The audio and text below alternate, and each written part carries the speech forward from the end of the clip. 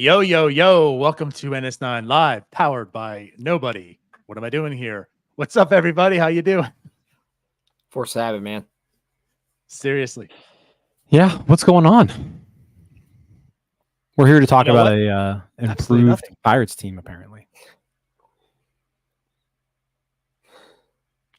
I'm doing great. Thanks. I'm like, for the podcast, Tyler is rolling his eyes. Yeah, we're already there. But hey, good to be back on with you guys and chat a little buckos and chat a little bit about like some general things. I'm excited about it. This is the fun time of year. It's not the season. It's the one where there's no actual like product and things to talk about. It's objective season now, I guess you can say it. So and with that said, we're kicking off this offseason. Great, guys. We have 3 firings and a Cherington presser.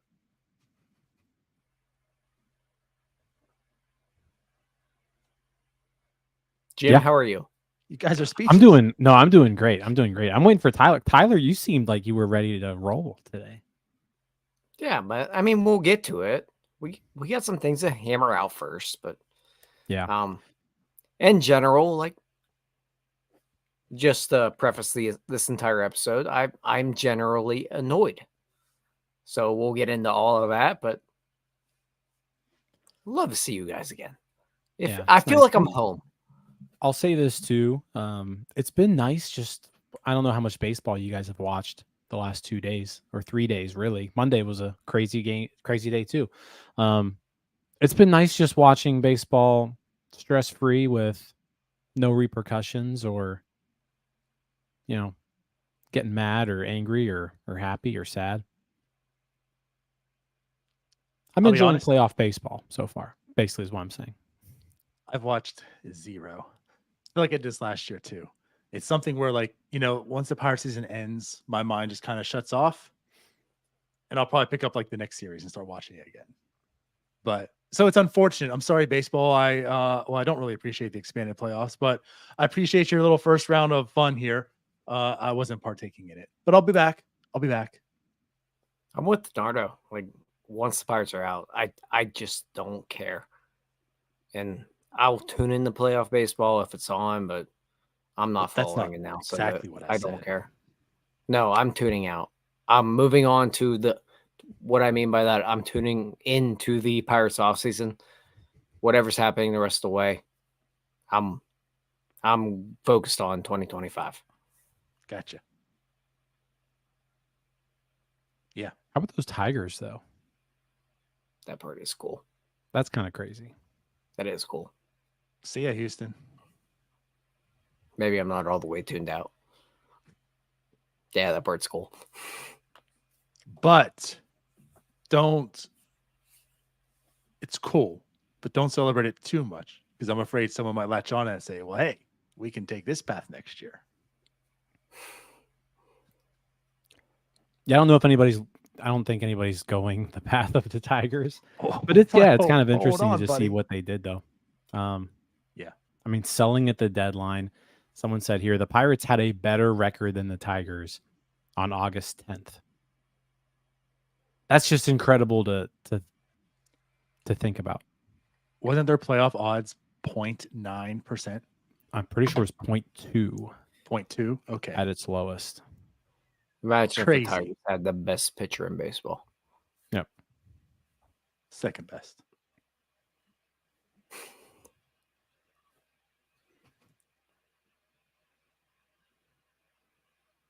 But yeah, Pirates baseball. We get to still talk about that.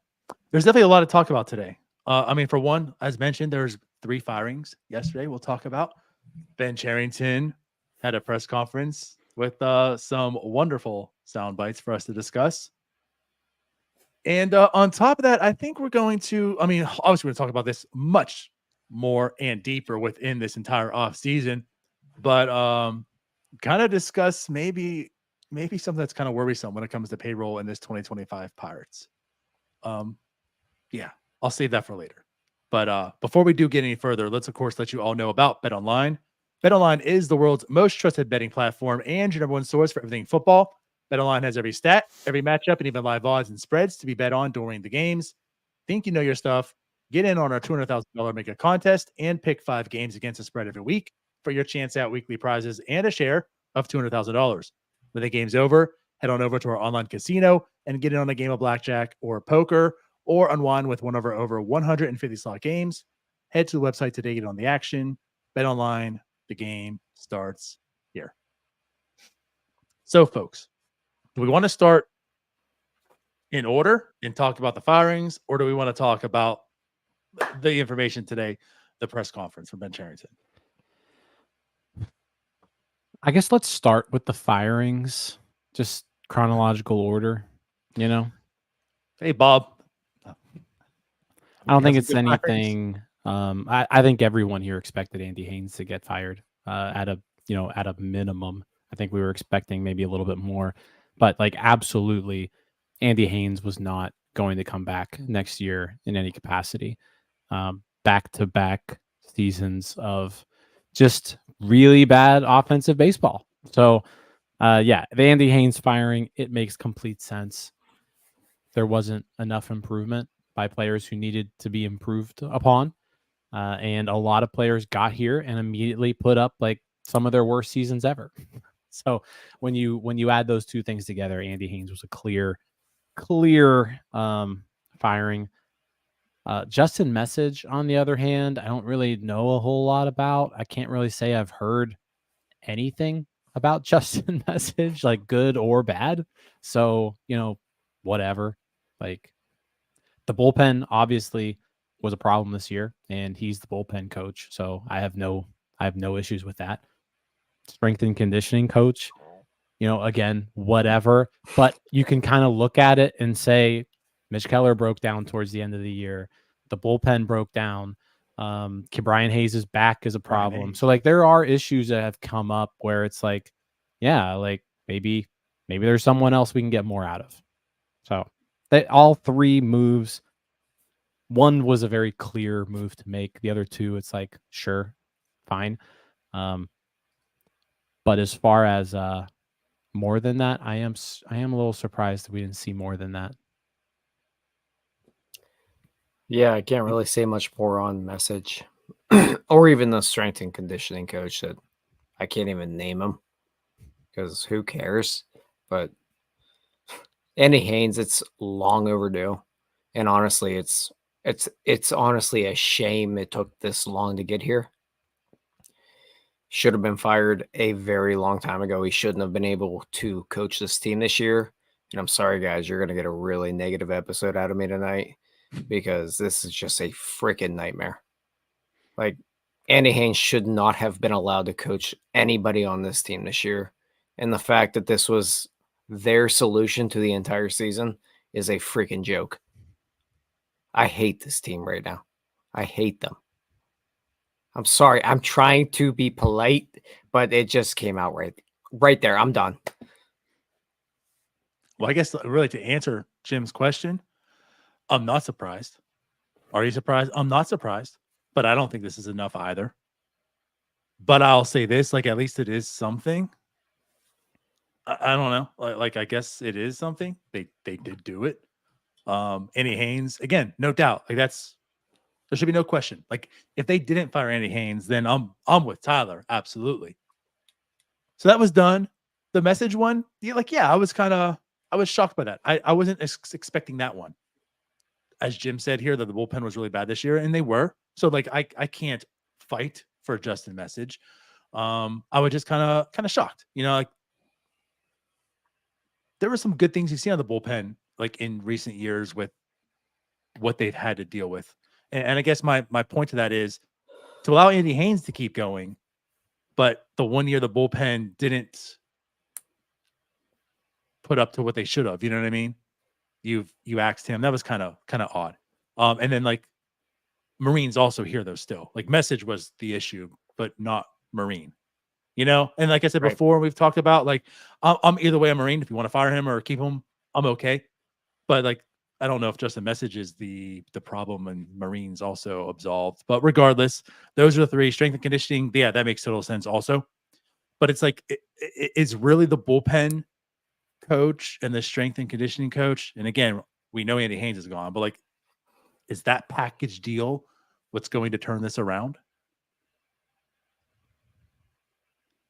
I don't think so. Like, I don't think it's kind of going back to last offseason where like every move they made was fine in a vacuum, but like you got to do more. That's a really good way of putting it. In looking at this, like these are all things that are fine. Like, but is anything that they just did right here a needle mover? I doubt it.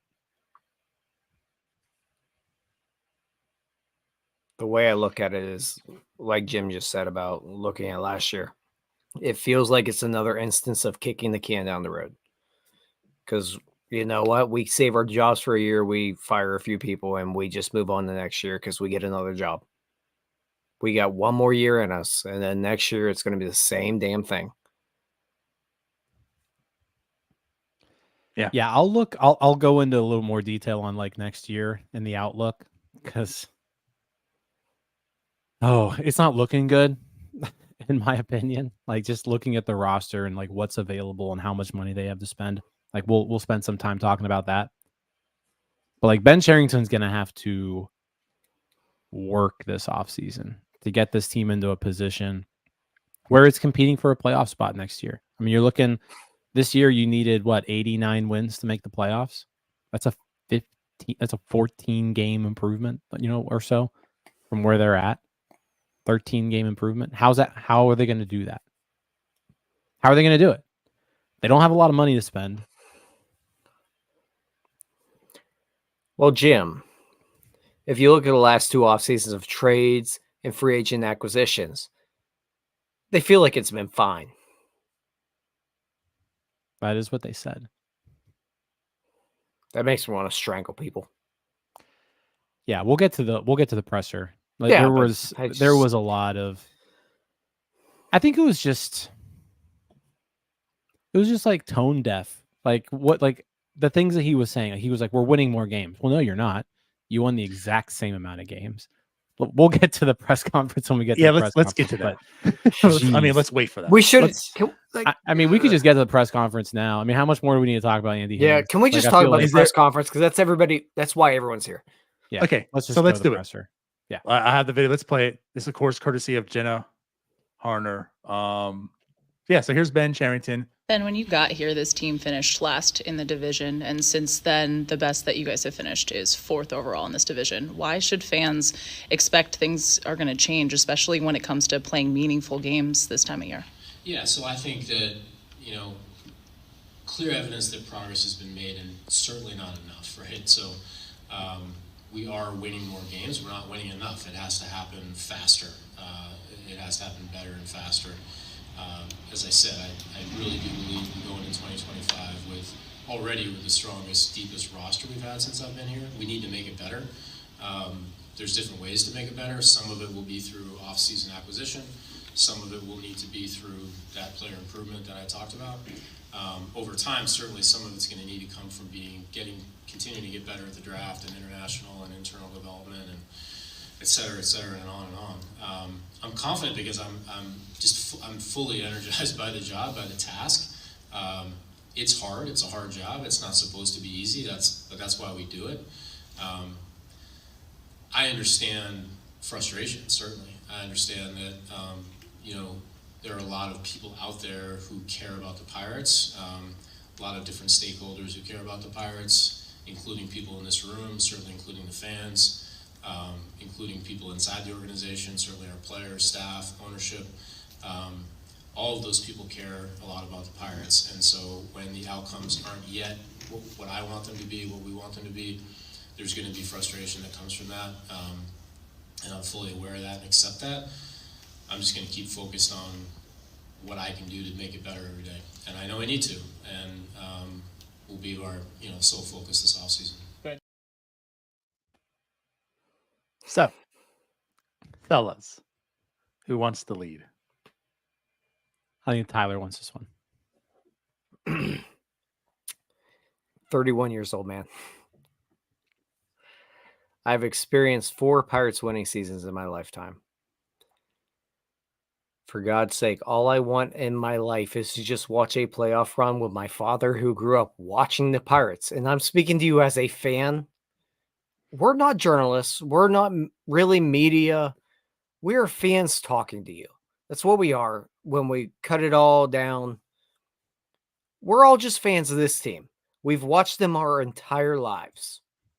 All I want in my life is for this team to compete and let me freaking enjoy it with people I care about who I grew up watching this game with. And when I hear him speak, it just frustrates me to no end because I hear about how they've improved. I hear this, we did this, we've done this. It's all just a crock of crap. Because since this guy has taken over and since he's been a GM of any organization, all he's done is lose. And having to sit back and watch this guy direct my favorite organization in all of sports. I have to watch Ben Cherington pretend to lead a franchise to a literally all I care about right now is just competing. I just want to watch 1 August and September with anyone I care about and just watch them play competitive baseball. And this guy can't even do that. And he never has in his entire major league general manager career. So listening to him tell me about how much they've improved or how we're going to do this, how we're going to do that, it just makes me want to pound my head into a drywall right now. I'm exhausted by it. I'm sorry. I'm exhausted by it. Every now and then I try to reel it in a little bit. Right now, I'm done with it, man. Like, this guy is not doing anything to make this team better, and he has not done it since he's arrived, other than lucking into the best major league pitcher I've ever seen. That's it. That's what he's done. And he's going to tote that for the rest of his career. I'm tired of it. Just tired, man. Tired of it all. Yeah. I mean, you're right. 5 years now.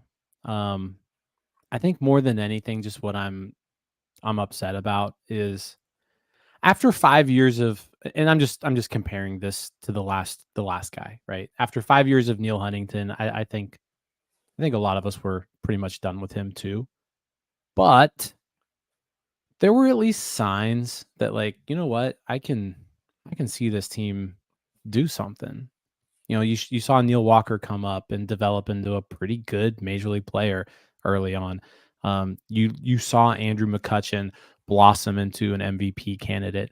You saw kind of how the pitching staff was getting pieced together with some pretty decent pitchers. You saw Pedro Alvarez coming up and, you know, hitting the ground running pretty much. You just don't see that with this team. There's no signs that it's getting better or that they're turning a page. And to make matters worse, you've got the exact same people leading you now into year 6 of this. We have spent 5 years watching this team play terrible baseball. They've been terrible for 5 years. 3 of those years were on purpose. 2 of the years, not so much. But they've been terrible for 5 years. And you're just going to run it back? You're just going to say, yeah, you know what? I like the guys we got leading these people. Let's run it back. Year 6. And it's just, I don't get it. I did some research earlier tonight, and, you know, you can fact check me on this if you want, but I spent about 20 minutes looking through pretty much Baseball Reference's managerial records. And I found in the history of Major League Baseball, one other instance of a manager spending their first 5 full seasons with a team, all 5 seasons losing records, and then coming back for a 6th season. Baseball's been played for 150 plus years at the major league level. what the Pirates are doing right now, bringing, Derek Shelton back year 6. And like I said, we'll get to the rest of this presser, but bringing Derek Shelton back year 6, it's been done one other time in the history of baseball. And that was when the expansion Montreal Expos were formed in 1969. So like what the Pirates are doing right now has literally never been done by a non-expansion team. Where they were like, you know what? 5 straight years of losing. Let's run it back for year 6. It's never happened by a non-expansion team in the history of baseball. That's just kind of incredible to me that we're going through that. And like I said, someone please correct me if I'm wrong there, but I looked about 20 minutes on this. And that's just truly a remarkable thing. But it's not enough. This coaching staff, they're not turning the page. The front office, they're not turning the page. You are seeing them make some changes to their their baseball ops guys. But at the end of the day, the guys in charge are still the guys in charge. And we've seen nothing from them that gives us any sort of hope going into year 6. The best part about baseball and like the offseason and going into spring training is hope. You're always going to have hope. Right now I'm hopeless. And I'll dive into the reasons a little bit later in this episode, but it just doesn't look good. We'll get to that part. Let me start off by saying I feel like I single-handedly could fill an hour show on this topic right now. So if you need to cut me off, please do so. Because I have so many spider webs to this. But I want to start with just what he said. Fans aren't confident in you is essentially what's happening. And how are you going to present confidence to them going forward? And he tells you that we're going to do what we're doing. Just to break it down in the dumbest form, he says, well, we've gotten better, so we're just going to continue to get better. The tone deaf of this organization still stinks the same way it stunk back in the old regime. And this isn't to say we were right. This isn't to say like, oh, I told you so. But like the one thing we feared, this is before you guys, when Ryan and I were talking about this, when Korn Ferry was doing the hiring and they hired Cherington, and we're talking about the people we wanted. And of course, we wanted the guy that went to Milwaukee. But the thing about Cherington is like, we worry that it's like Neil Huntington 2.0 in some ways. And this is one of those ways. Just to be complete. And again, it's the whole organization. It's not just put it on Cherington. It's the whole organization, right? Top down. Leadership is a major problem in this organization. So the tone deaf in this, there was many people questioning you heading into this past year. You've done nothing but make them feel validated for that. So if your reasoning for making someone confident going forward is, hey, we've gotten better. Look, we've gotten better. We're going to continue getting better. That doesn't make anyone more confident. They're not confident in you. They don't think you can make them better. So by telling them that you're going to keep doing what you're doing, and you kind of show it because you glued yourself to the hip. You now married. You are married to Derek Shelton. And you know what? I think right now I'm reading between the lines, and I could be wrong. That could just say I validated for him, like they asked me, and I validated for him, and it's going forward. But I also question, did leadership above Ben Cherington say we kind of want to get rid of him, and Ben vouched for him? If that's the case, Ben's kind of tied to Derek's hip. You made that call. You kept him. If this doesn't go well next year, your job's on the line too. So to make that call after what you just endured this year and everything, and to glue yourself to Derek Shelton's hip after what Jim just said, or what the precedent of this is, there is none really. 1969 with the Expos, and that's it. That's ballsy. And it kind of goes back to what I was saying a few years ago, and we've kind of both all alluded to. I just truly feel Derek, I keep saying Derek. They're both losers. That Ben Cherington is absolutely afraid to fire people. It's not that he's loyal. It's that he's afraid to fire people. He doesn't want confrontation. That's why he doesn't want to do these pressers. That's why you see him twice a year and give out general statements. He does not like confrontation. He doesn't want it. Firing is a confrontation. Not Derek. It's a guy I brought in here. That's why when he came into here, this organization, he virtually kept everybody. I can't fire all these people. So one of the things I want to talk about here, I mentioned, is just the tone deaf and just lack of, once again, accountability. Even though he finally said that word after 5 years today in keeping Derek Shelton, we need to be accountable. It's the first time I felt like he's ever said it. Well, you know what being accountable is? Not bringing back Andy Haines last year, as Tyler alluded to. Sure, you let him go. Too late. Probably like the same way you're holding on to Derek Shelton. Too late when he's fired next year. There is no accountability. And then what he said led to no accountability. There wasn't any. If I'm going to bring confidence, I'm going to tell you, guys, I'm speaking to the fans because Jenna, you approached it to me as a fan question. I screwed up. This is on me. And I apologize and I own it and I take it. Like and again, the White Sox aren't a good organization. Like take a page of their script. Take some ownership to it. Like I failed you. And I admit to that. I'm owning it. I failed you this year. But I promise you we're going to get better. And here's the ways. It was just once again, it's like, how are you going to bring confidence? Well, look at what I have done. Like, look at this. We are getting better. And that's not what people want to hear right now. That is not. Tyler has seen 4 winning seasons. That's not what he wants to hear right now. He doesn't want to hear, what are you talking about? We're doing all those things. Don't you see it? No, we don't. I know Jim has thoughts here. I see him over there. Look, I was just saying, you had me until you brought up Jerry Reinsdorf being like a beacon of light but that's not they part of won't the even point. go to that level.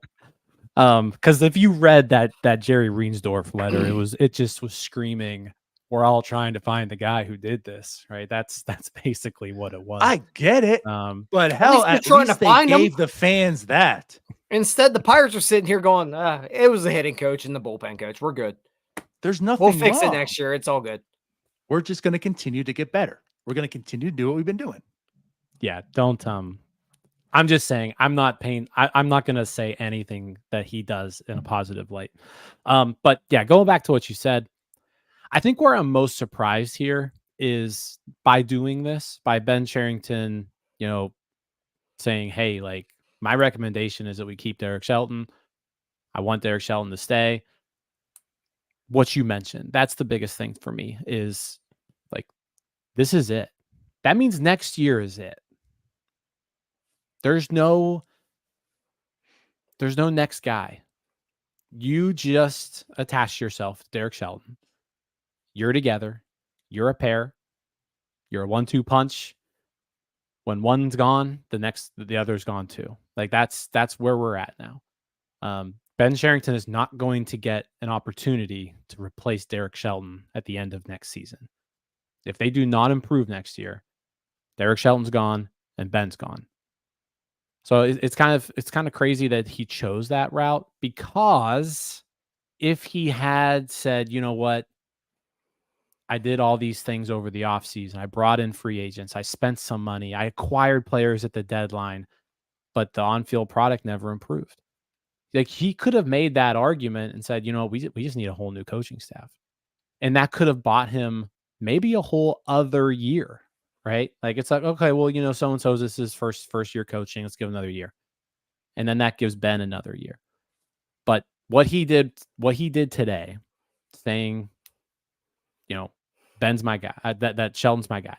By saying that, he made 2025 a do or die year, because you don't get another chance at this. This is it. Now, what does improvement look like? Like, how are the Pirates going to define improvement? Like, if Derek Shelton next year goes 81-81, it's like, you know what? You made a significant improvement. Let's keep let's keep this going. Let's keep getting better. So now it's really what we're doing is we're just kicking the can down the road another year. What Tyler was saying. He's not the guy. He's never been the guy. He hasn't been the guy for a while. Just rip the Band-Aid off and get a new guy. I don't buy any of it. And I know me and Jim off camera have talked about this, but the reason Thanks I for don't the buy invite. it, yeah, you're welcome. But my old conspiracy brain here. I am afraid that by Derek Shelton being back next year, Ben Cherington just bought himself another year. And I know, and I understand what Jim's saying here by him tying himself to Derek Shelton. I feel like if he is comfortable enough to bring Derek Shelton back for one more year, he can go back next year and say, I was wrong on that one. I got the next guy. And I feel like he just bought himself a little bit more time here because we've talked about it a bunch of times that I don't think Bob Nutting wants to fire anybody. And I just feel like all we did today was buy Ben Cherington one more year. That's just where I'm at, and that's just conspiracy brain in my brain here. But I feel like all we did here was next year we're going to look back and Ben Cherington's going to be like, well, I gave him one more year with this roster, and let me get one more guy in here. We got all these guys coming up, which actually is nobody because he's a terrible GM that should have been fired immediately and should have never been hired because he's terrible at his job and should probably just be coaching high school baseball like myself because I might know more than he does, but that's where I feel like we're at. And I guess where I differ on that is you can be right. What it comes down to is the brass above him wants Shelton or not. If they're all kind of in agreement, like, you know what, I want to retain Shelton, and BC came back and said, you know what, I give you my validation, Shelton's back, and they're all kind of okay with that, then I feel like next year they could go, you know what, yeah, that's the guy. Get rid of Shelton, get someone else in here, keep going. I think then you would be right. But if there was mixed feelings, if Travis Williams and maybe Bob Nutting, if he's even around and discussing this, right? But like if there was conversations that Shelton's got to go and BC stuck his neck out for him, I kind of feel like, well, then that's your call and this is on you because I wanted him gone. So if it's a failure next year, it's on you. Do you know why that would be also though? Because that's what accountability is. It is, but also the reason I actually really question it is because Derek Shelton, I don't think ever was Ben Cherington's guy. Like he was interviewed by Neil Huntington, and then Derek Shelton came in and like, yeah, we'll take that guy. So maybe at this point he's his guy, but I don't know if he's really his guy. It's been 5 years. It's kind of his guy now. But he's also his guy in the term that that's the guy I can fire at some point to keep my job. But he hasn't. Yeah, because this team doesn't fire people. They keep people forever to be terrible. This is why we've had like 4 GMs in my lifetime. And I'm 30 freaking 1. So I'm going to disagree that they don't fire people. I mean, I fire little people. I think you could have made an argument that they could have hung on to Huntington and they didn't. They moved on. They fired him. He had a lot. He just signed an extension before that. He had 2-3 years left on his deal. So I don't think that's it.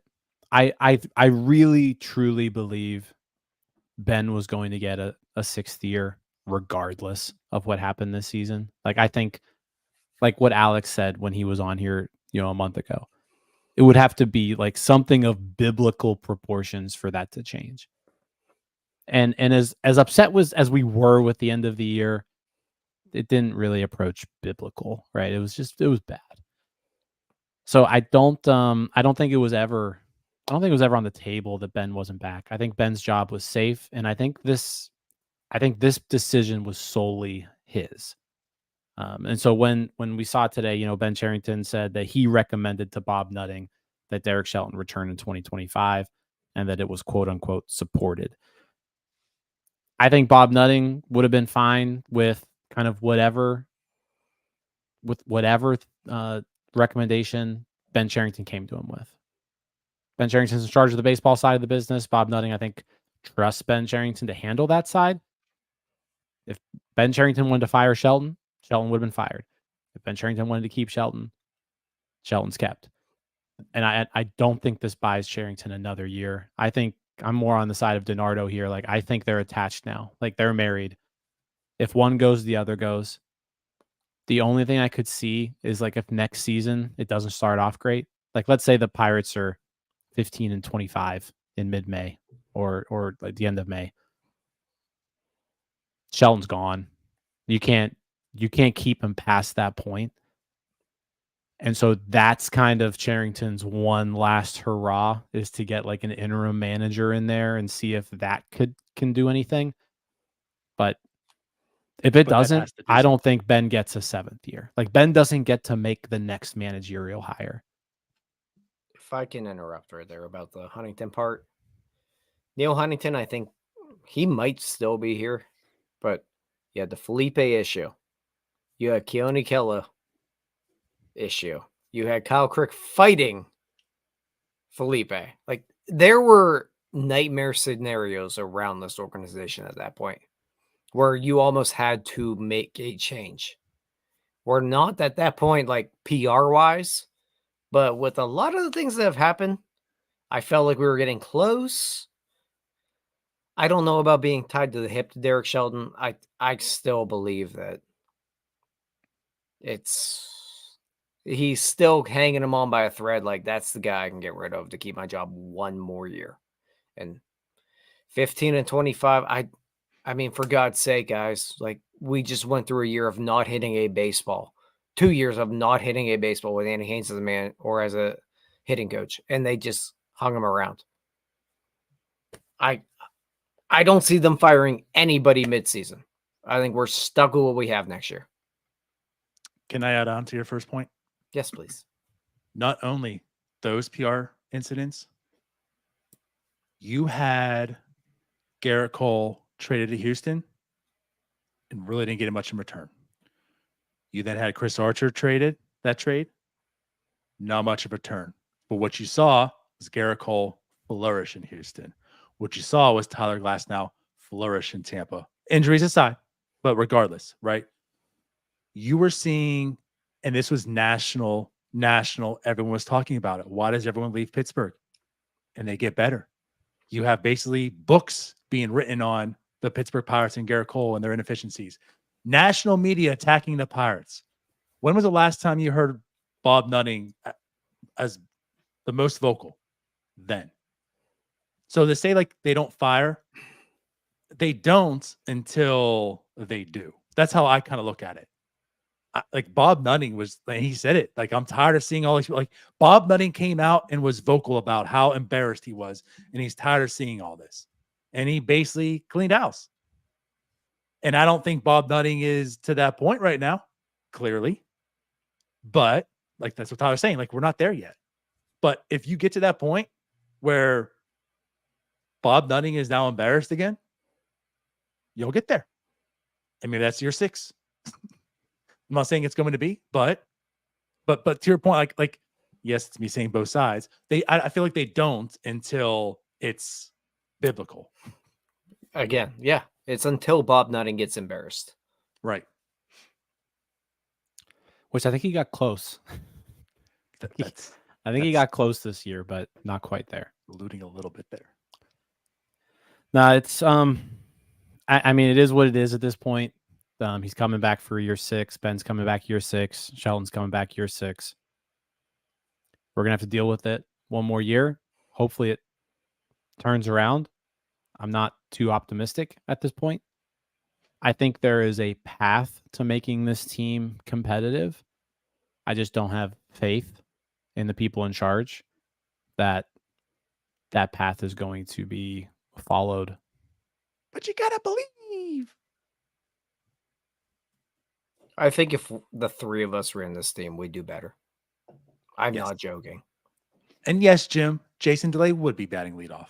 No. I was going to say, I Sure don't know as hell about would. Denard. I don't know. Well, about good thing DiNardo. 2 out of 3 exists. That's true. We can vote. First off, that we'll just wouldn't vote happen. against DiNardo every Yeah. time. But anywho, But no, I mean, just to read, we haven't. So the quote on Shelton, from Cherington, we didn't get that one, but he, I believe he can help lead us toward winning in 2025. I believe he already does a lot of the aspects of the job very well and at a high level. I believe he works as hard as any manager in the game, and I certainly believe he cares as much as any manager in the game. He goes on to say believe like 8 or 9 more times in the next 3 sentences. I believe he's committed to working on those. I believe he understands the team needs to blah, blah, blah.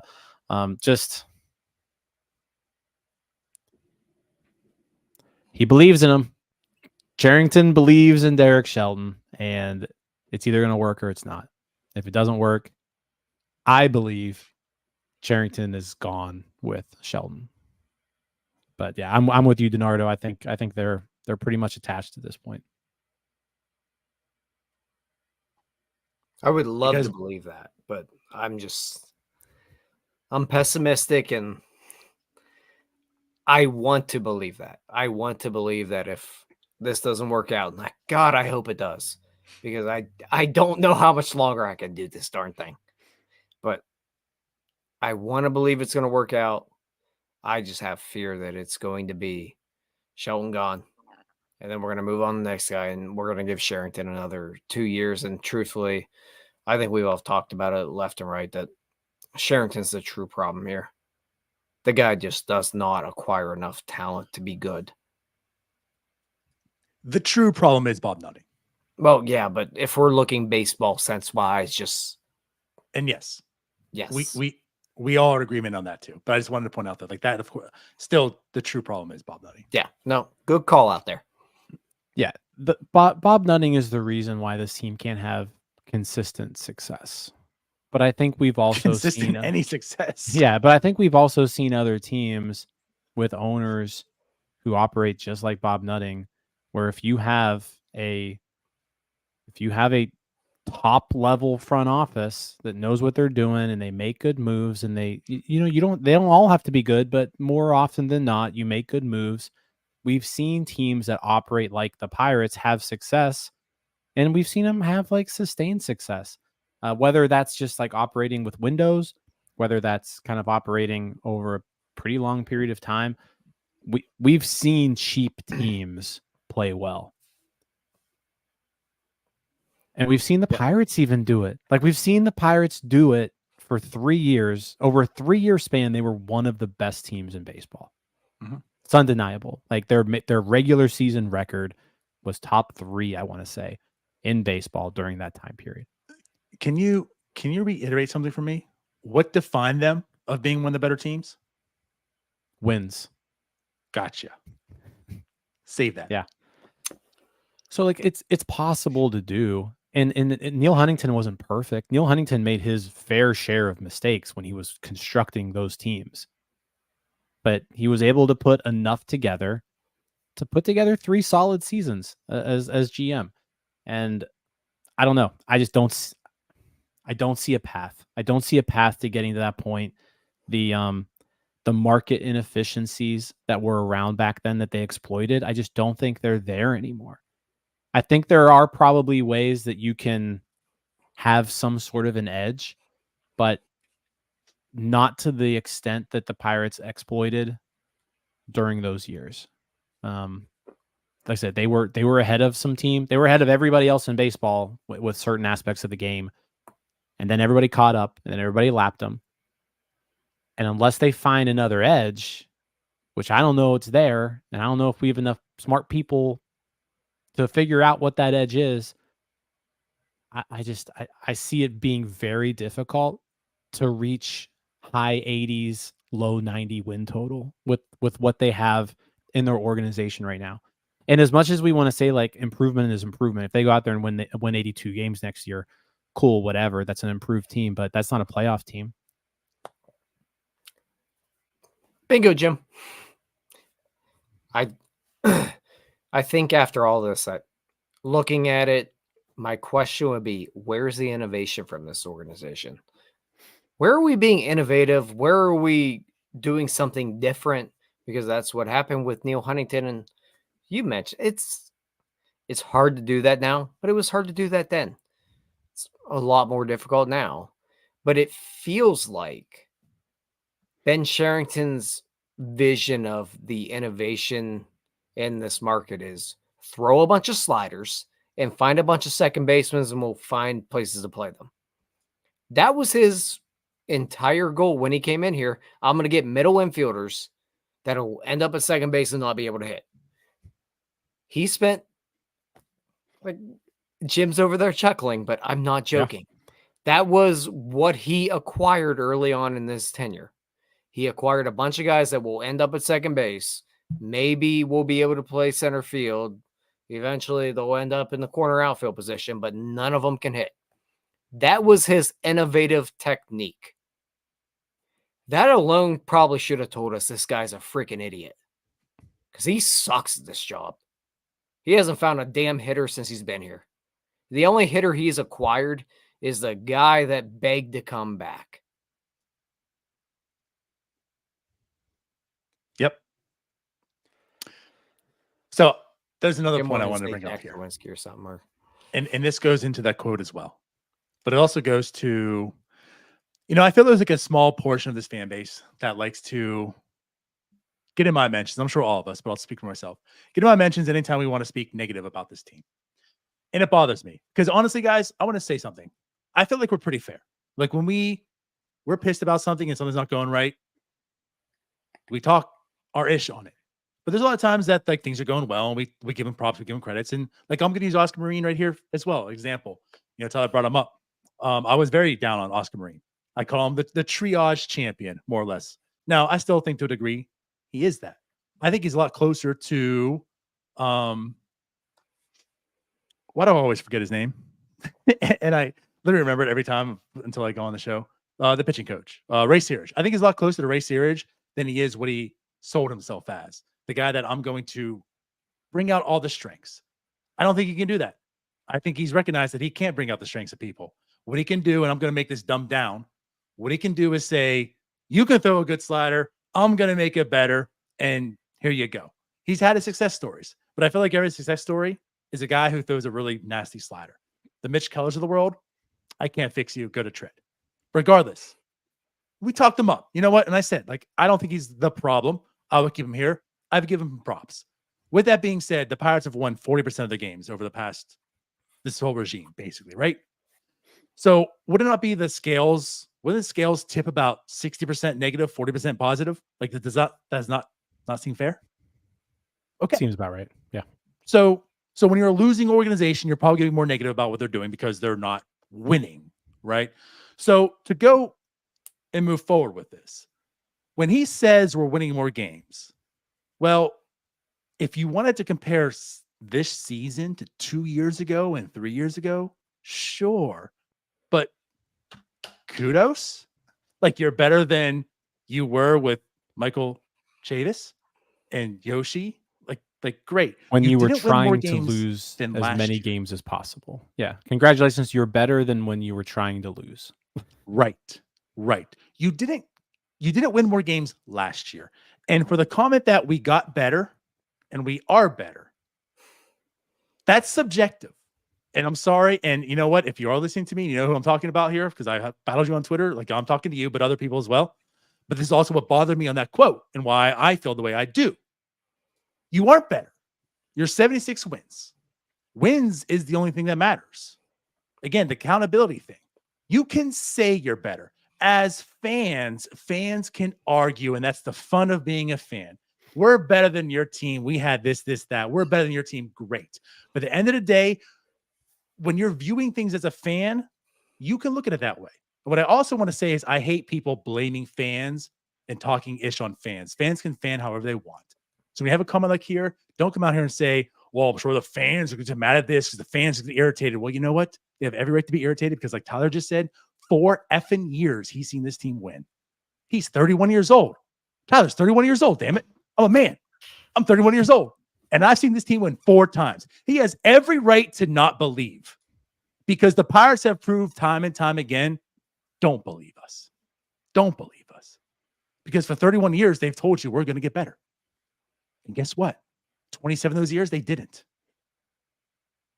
So with that said, you tell me you got better? No. 76 wins. That's what you had last year. That's what you had this year. You know what you are?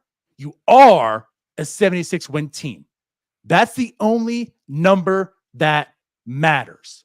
So as a fan view, you want to say they're better than that? Perfectly fine.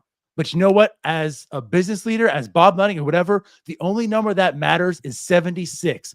That's where the accountability comes from because you are a 76-win team. Anything outside of that is an excuse. You thought you're better? Good. Why weren't you then? I don't care that this happened, that happened, that happened. You had higher expectations. Okay. And that's why I put it like as a business rule. And you guys, sales, think about this. Last year, your quota was $600,000 and you met $600,000. Good job. You know what? The market's looking better. Inflation. This year, the goal is $1 million. And what do you do this year? You hit $600,000. But you know what? This year, you had an Hermes belt. You had the Gucci loafers. You had the most leads. Man, you're taking clients out to lunch every day. Man, you looked good.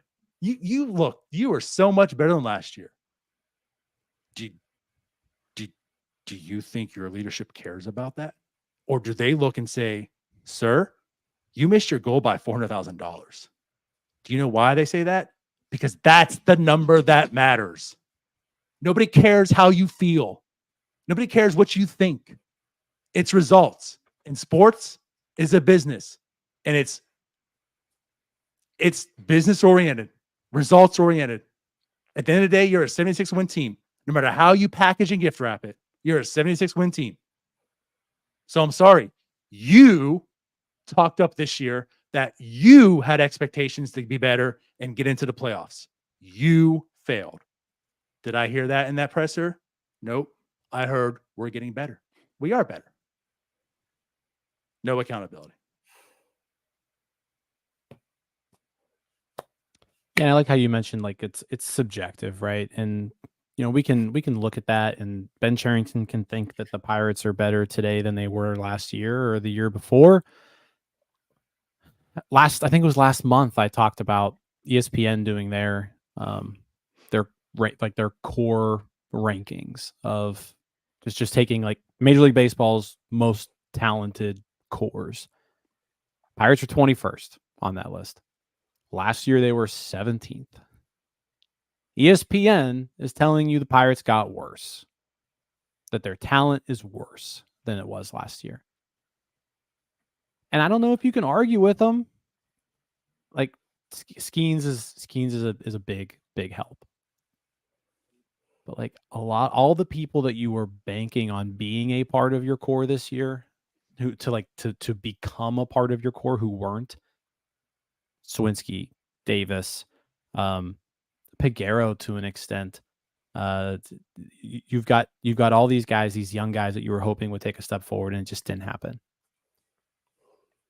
So when he says that, you know, we're in a better spot from a talent standpoint than we've ever been, I see it with the pitching staff. I see it with the starting rotation. I don't see it anywhere else.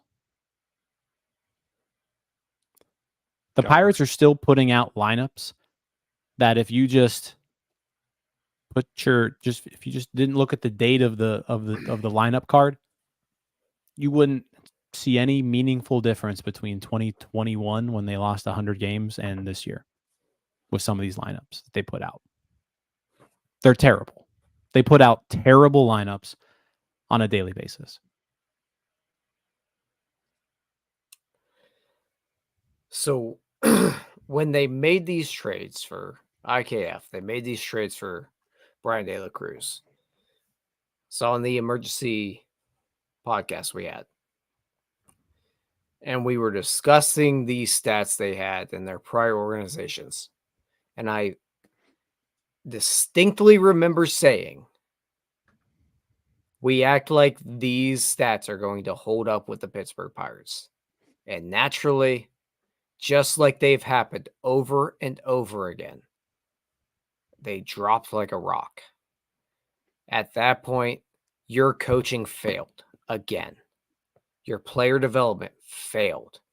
Your scouting department failed. The entire organization failed. And it's year after year after year after year. And the only time that it succeeds, and for God's sake, the only time it succeeded was when Carlos Santana had 18 microphones in his face and he's saying, I would love to stay here.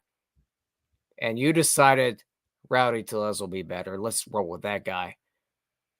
Very quickly, too. This is a goddamn joke.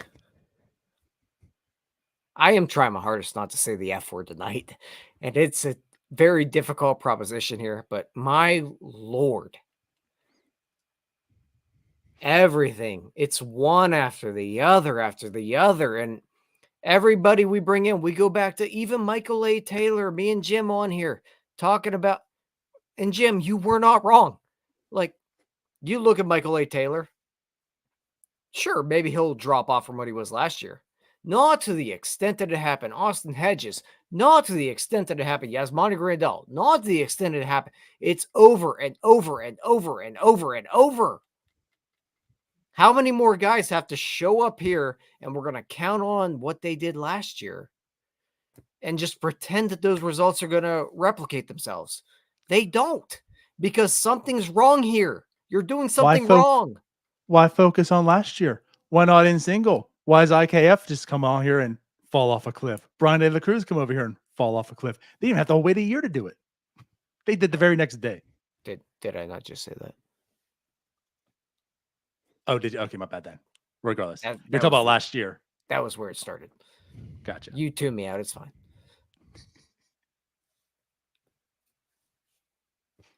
But like, you just brought up the marginal MLB player. Nobody's marginal anymore when they come to the Pirates. They turn into, say it with me, pumpkins. You do like that word. And I want to bring something out here to Jim's point. You said sometimes these lineups, you can't even tell the difference if it's 2021 or not. Jim, do you know where the Pirates offense ranked in terms of WRC plus in 2024? 28th. This year, they were 28th. You are correct. Do you want to tell me where they were in 2021? 27th. You are correct. They were actually better in that year. Where they lost 100 games. I'm going to just put a period on that. That's my end of my statement. Tyler's had enough. Somebody just hit me. Why? Tyler's like, I can't take it anymore. This offense was worse this year. And they had O'Neal Cruz come up. Finally, put up a 3.5 WAR. You had Joey Bart success. You had names. You had Kutch. This is year 5 of the rebuild. 2021 ranked higher offensively. Yeah. But you know what? Keep Andy Haines. Just keep him through. Keep him through. Keep him through. So what's the next part of this Ben Cherington interview or it gets worse? Press conference, I guess. We just spent like 40 minutes. Does it get worse? Yeah. When does it get better? Can it get better? For the press conference, I think I'm good actually. Yeah, I think we've said our fair share. Tyler wants to say one more thing. There is one part that really, really, really aggravated me, and let me just one part real quick. Wait, we haven't that part yet. We haven't gotten to it yet. Well, let me Tyler just walked read off the show. Well, yeah, I wanted to really badly. Let me just read Ben Cherington's words here about his free agent and trade acquisitions in the offseason. because I tweeted about this earlier. I'm sorry, guys. You got to hear it again. His words, I think that to some extent, one of the things this year clarified for me relative to free agency to trades is that I think our approach to free agency the last 2 off seasons and sort of the overall results that we've got from that have been fine.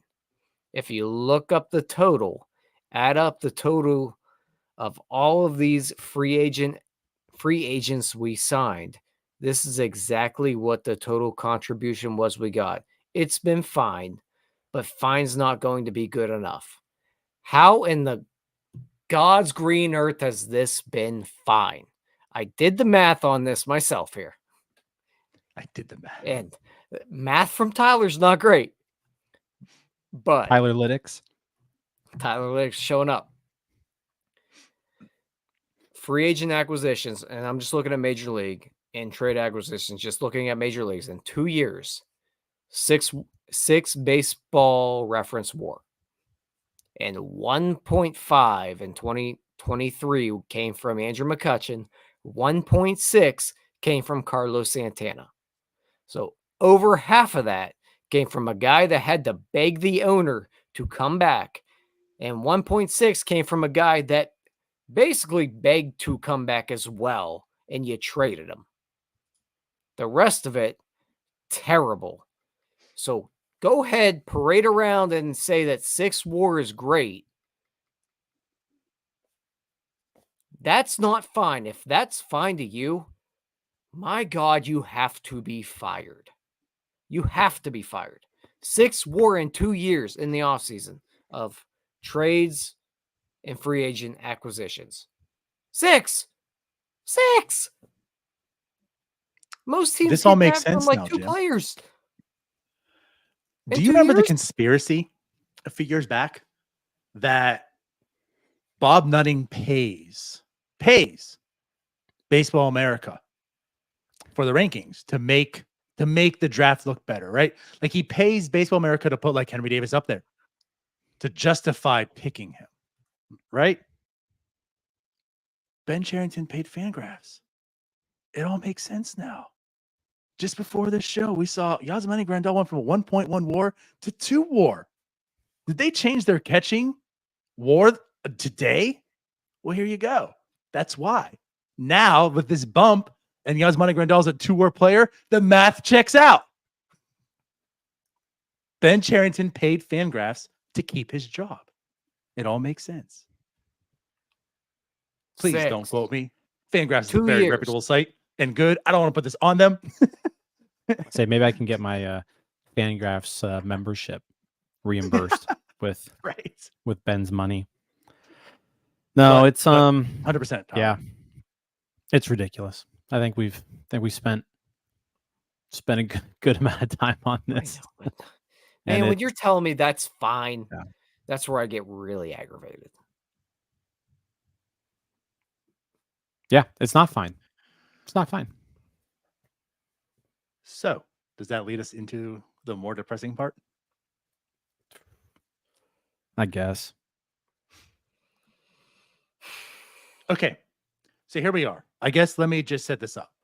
Yesterday, MLB Trade Rumors put out their projected ARB numbers, right? Now, of course, none of this is fact, but they do a pretty damn good job. They've been doing this year after year. They get pretty close.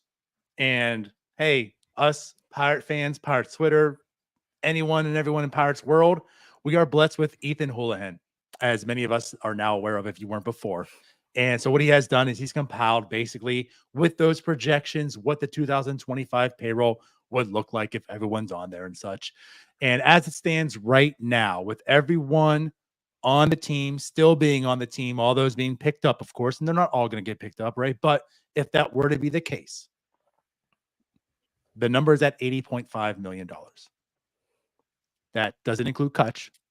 I think a lot of people are just like assuming he's back, but he's not technically on the team. No contract. That's why he's not there. Of course, Ethan's not going to do that. That's not correct.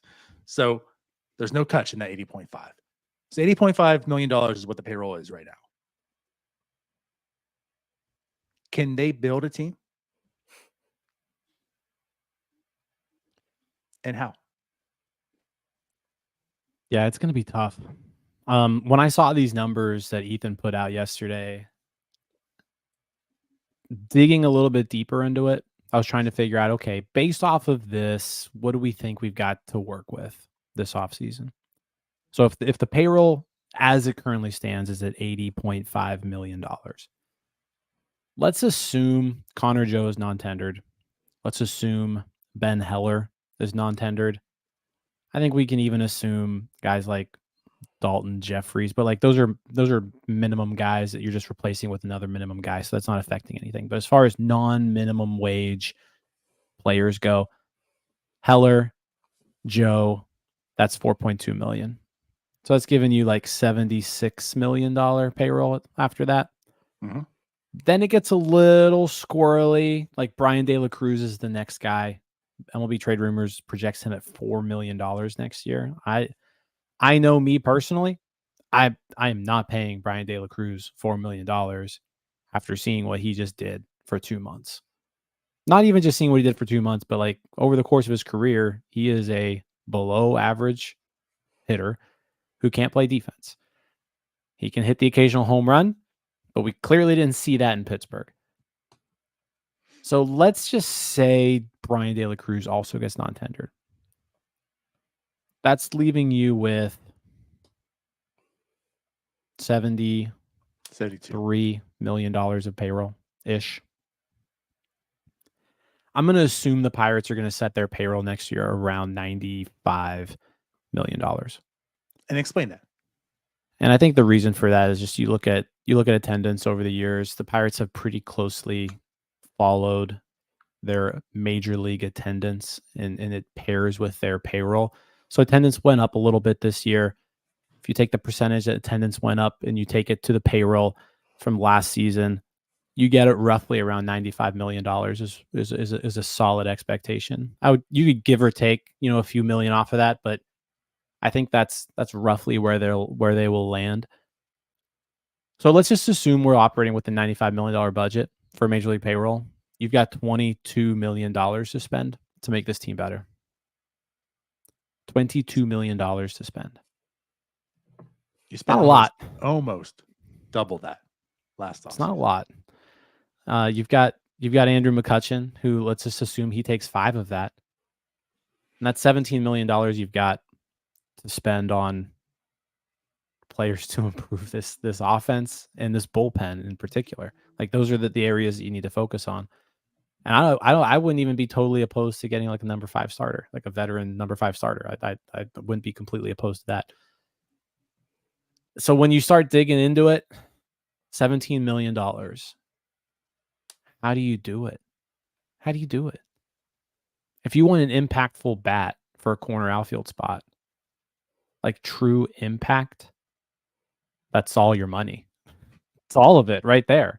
If you want to go out there and get Tyler O'Neill or Anthony Santander, you're over budget with that one guy.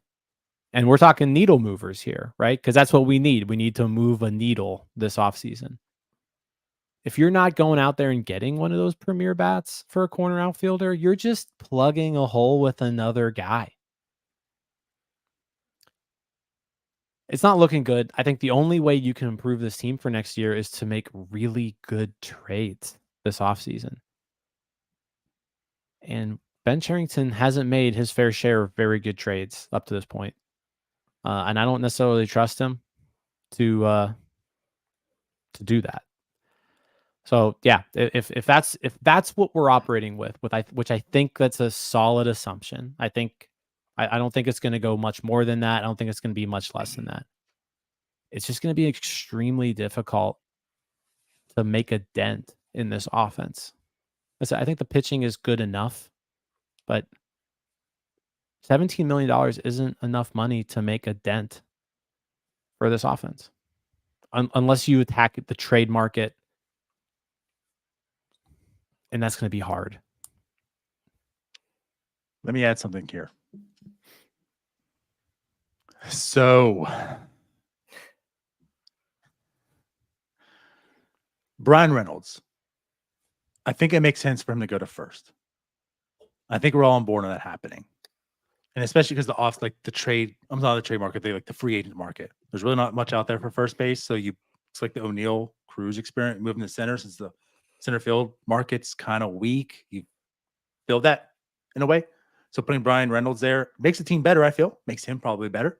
And it's easier to find a corner outfielder. So if Reynolds is at first, let's think about number of players and what they're doing here. You're going to have Joey Bart back. There's Henry Davis, and there's Endy back. There's Brian Reynolds at first. There's Nick Gonzalez. There's Nick York. There's IKF. There's Cabrian Hayes. There's Triolo. There's Billy Cook. There's O'Neill Cruz. See the numbers game I'm playing? There's Andrew McCutchen. That's 13. That's $5 million. Guys, do you want to know what I'm nervous about? This number 13 guy I just mentioned. I'm going to leave it at that. I don't know if I buy that. Because what is Connor Joe projected at? Connor Joe's projected at 3.2. Gone. And I didn't mention him. Gone. I didn't mention him. Was he included in your Nope. calculation? So He was included Gone. in mine. Yeah. Well, in your cuts. Yeah. Okay. Yeah. Connor Joe gone. Yeah. And truthfully, you said McCutchen. I'll say the one that nobody wants to say. Cabrian Hayes. I'm done. What does he make? $7 million next year? $7 million. And this is absolutely embarrassing that you would have to move on from a guy like that for $7 million. But performance-wise, it hasn't been good enough. And I know defensively he's been good. I don't want to hang on to him longer than I have to, because this back issue could flare up to a point where you're just hanging on to that contract for as long as humanly possible.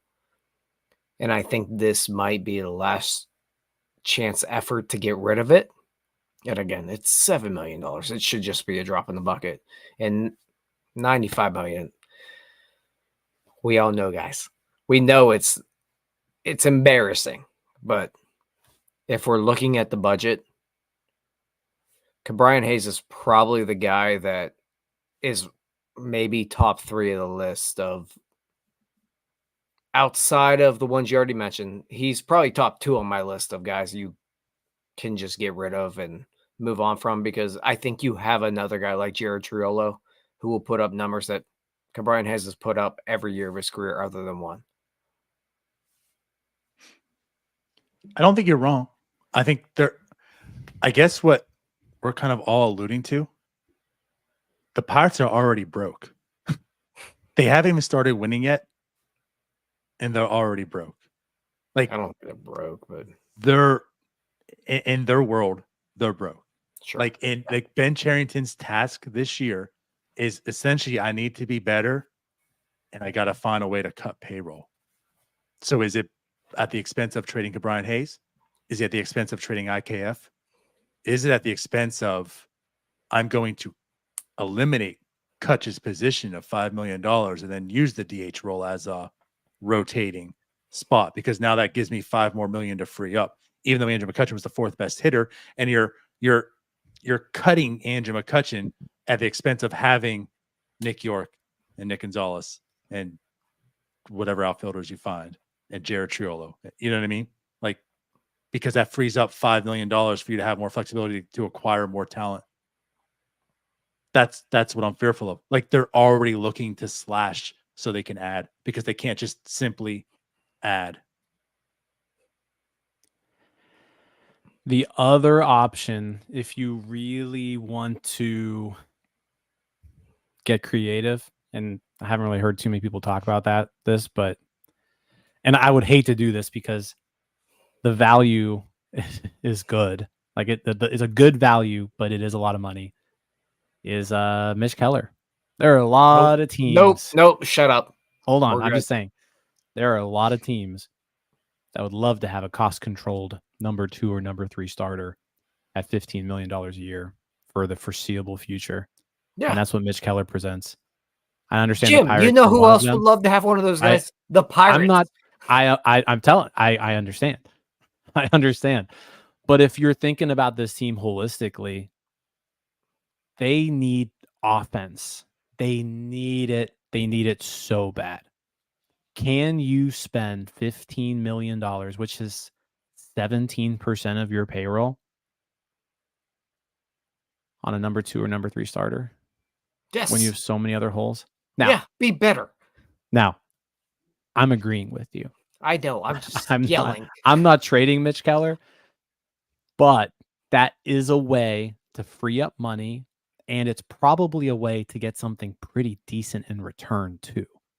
So, that's an option that he has. I think it's something where like you're not shopping it, but I think you got to listen if somebody wants to talk to you about it. I said, I'm not doing it. But he is the highest paid player on the team. It's from a position of strength, and you could get something that you need out of it and reduce payroll at the same time. Nope. Can I just? I'm sorry, Leonardo, I'm going to cut you off, but No, I was just going to say, I think it's on the table. no. Here, what I will say is that if Ben Cherington were to trade Mitch Keller after signing him to an extension, fire him because he just tied up Mitch Keller for no reason, and we're just gonna go ahead and boot, scoot, and boogie, Billy Ray Cyrus style. Get him I out wouldn't of say here. it's no reason. Like, is Mitch Keller more attractable because he's he's controlled now? How's He's that coming extension? off 2 4+ ERA years.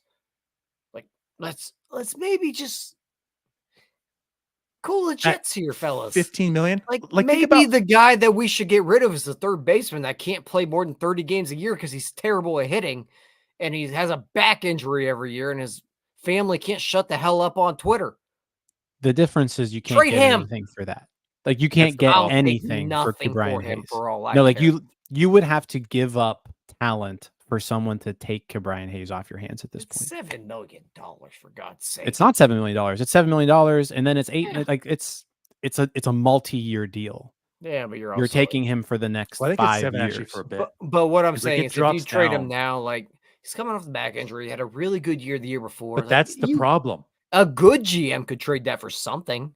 But that's Like the problem. Ben Cherington would take that for nothing. And that like, back oh injury yeah, could cool. be We got a him. legit problem. Yeah, like Who trade him now. wants Brian Hayes right now? Sell I the don't bad know. goods. I think the Pirates' best their best chance of being good next year is just rolling with Hayes and hoping he bounces back. Like that they're just going to have to hope Hayes bounces back.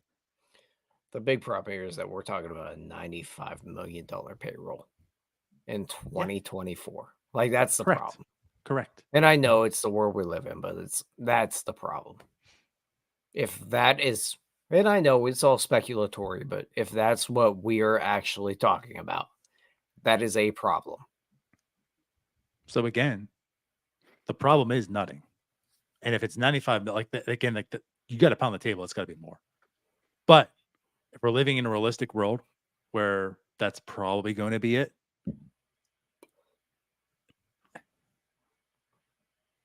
yeah, like Ben's gotta shine.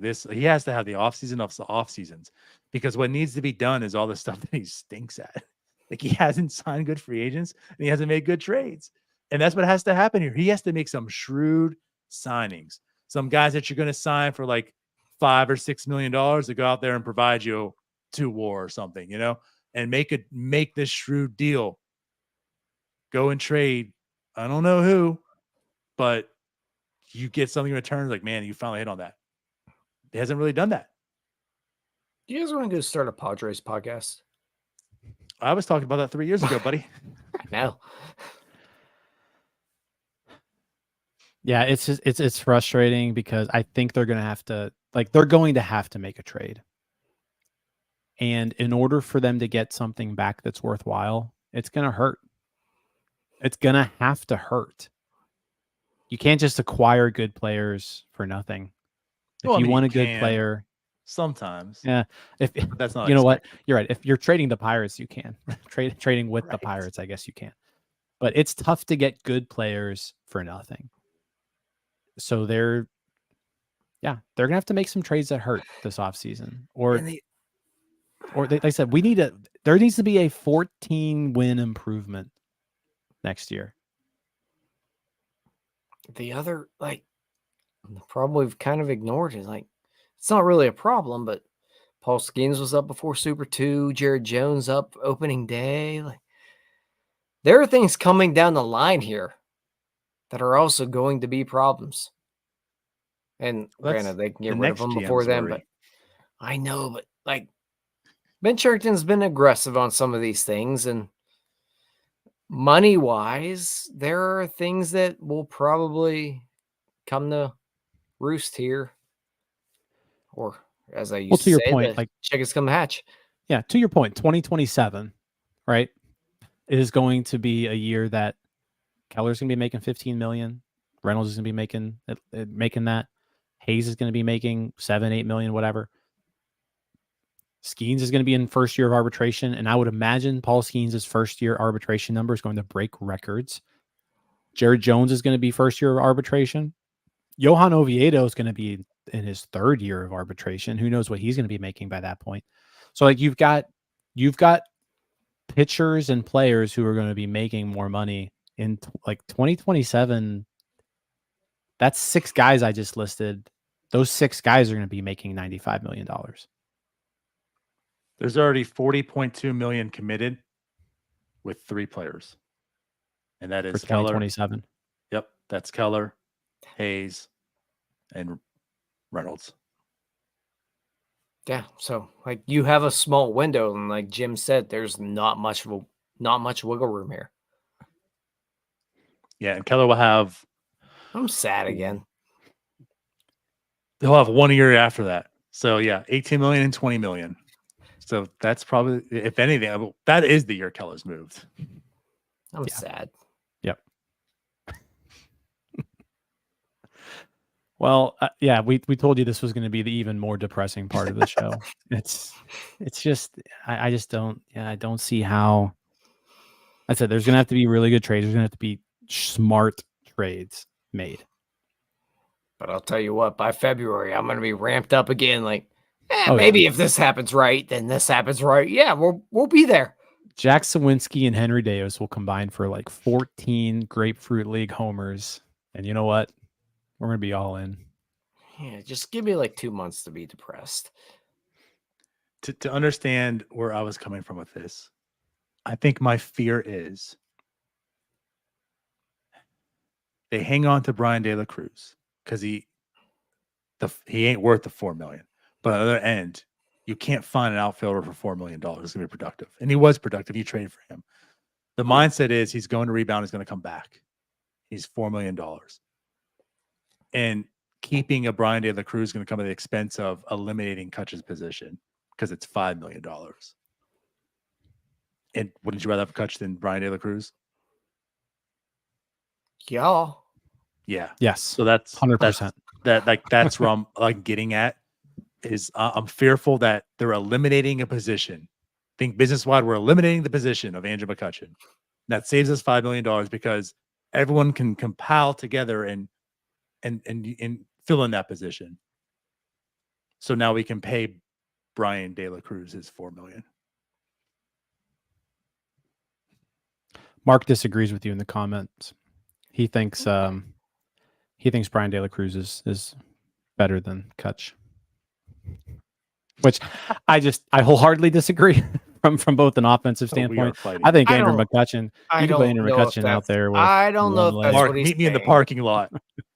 So I think you could put Andrew McCutchen in right field, and he'd be a better right fielder than De La Cruz at this time too.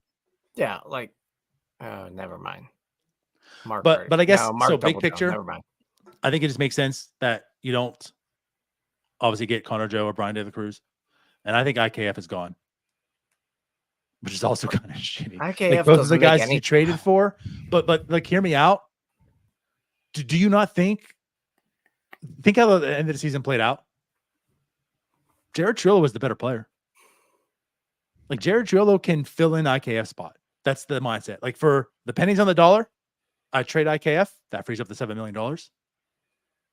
I have a Jared Triolo, and that leaves Nick Gonzalez and Nick York as middle infielders. Time out. You said Now we're you just said we're a just lot of all we're different names. all we're doing is we're building No. another 70. We're building a 78 win team right now. Correct. No, That's yeah, what we're you doing. and also Correct. you said that like Triolo replaces IKF, and I think we're talking about Brian Hayes because you said $7 million. No, Because- he's saying IKF is Well, 7.5. IKF is 7.5, I guess, actually. But yeah. Okay. Time out on that one. To David's point, the Pirates do get a little bit of money from the Blue Jays next year. So they're not That paying was my all- point. Like, they aren't how paying all much of are the Blue Jays IKF eating of salaries. that next year? The Blue Jays are it is 2.5. paying the Pirates $1.669474 million. Okay, So the Pirates what does realistically- IKF make next year? So the Pirates will pay IKF about $5.9 million. Yeah, it's probably still too much.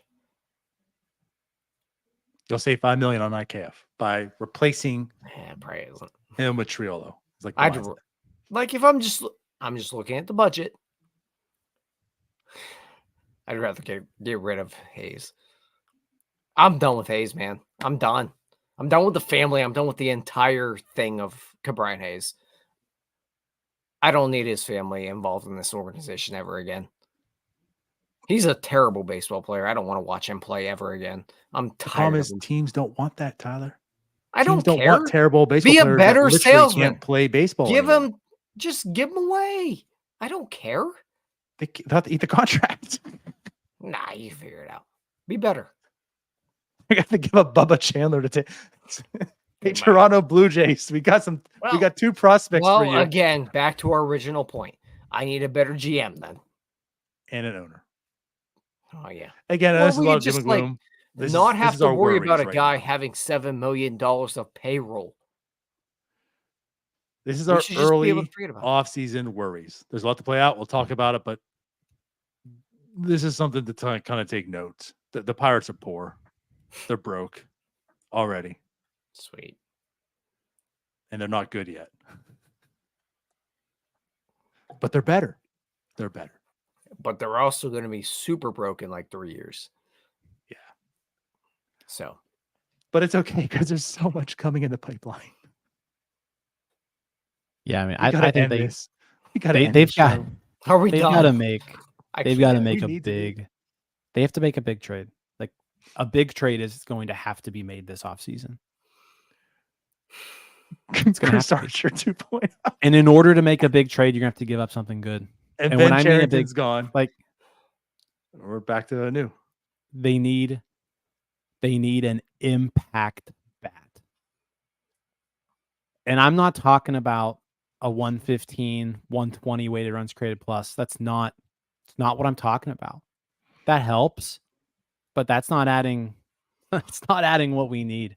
I'm meaning the Pirates need to go out there and they need to get a bat who is the best hitter on their team and someone teams are afraid to pitch to. And you stick them right in the middle between Brian Reynolds and O'Neill Cruz. That's what they need. I know And that there's guy. one guy that fits that mold. I don't know if he's going to be on. Like, I don't know what the cost of him is to go and get him. But I know. I'm telling you right now, if I'm Ben Cherington, $550 million. I'm blowing up. I'm blowing up the Sacramento A's because they're going to be playing in a minor league ballpark. So who even cares? You go out there and your job is to get Brent Rooker this offseason. Like that's the type of bat they need. And if you can't go out there and get a type of bat like that, you're cooked because you don't have it internally. Unless O'Neill Cruz wants to take a gigantic step forward. A gigantic step forward. That's what they need. Honestly, it's going to come down. Let me ask you this. And this is, I mean, now we're getting, you know what? No, we'll save this for another episode. Okay. We're We're already an 90 hour minutes. and 30 in. Yeah, we're 90 minutes in. Yeah, I was going to come. You say that's what it is. Whatever the fix to Andy Haines is, just has to be the most successful thing in the world. Because what we're alluding to here is they're broke. So what needs to happen is Henry Davis needs to find it. Andy Rodriguez needs to be the guy that you're hoping he could be. O'Neal Cruz takes that next step, right? Nick Gonzalez, like all these guys start to be something this upcoming year. And that way you can put your finger on Andy Haines and say that was the problem, and now we fixed it. I just feel like that's really the only way. This really is something here, because you kind of see it. I don't think it's really coming externally. Yep. So anywho, absolutely not Jack. Yeah, but I think we're past that. I don't know. Jack's still there, but yeah, you're not banking on anything.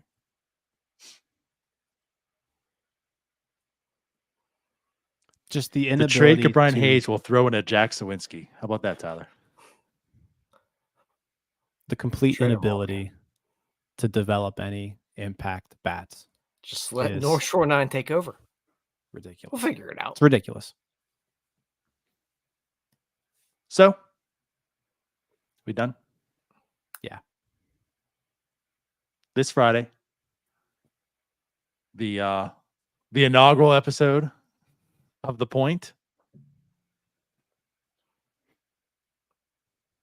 Tune in. The fanboys are out there right now. Go to our Twitter.